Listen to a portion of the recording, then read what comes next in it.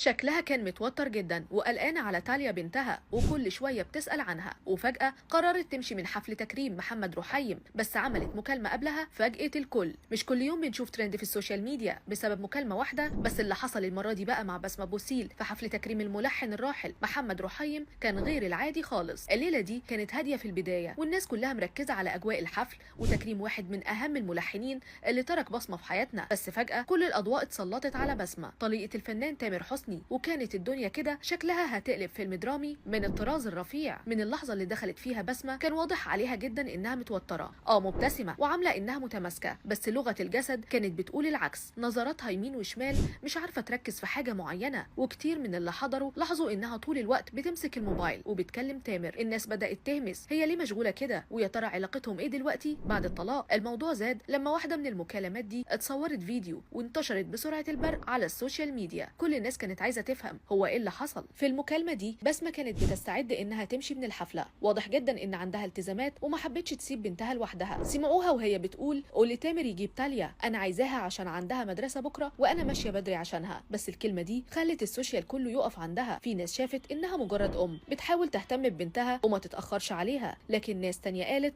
واضح ان بسمه مش عايزه تاليا تفضل مع باباها وعايزه تسيطر عليها الوقت بتاعها. من هنا بدأ الموال. السوشيال ميديا كعادتها مش بتسيب تفصيلة صغيرة إلا لما تحللها وتدخل في نوايا الناس كمان.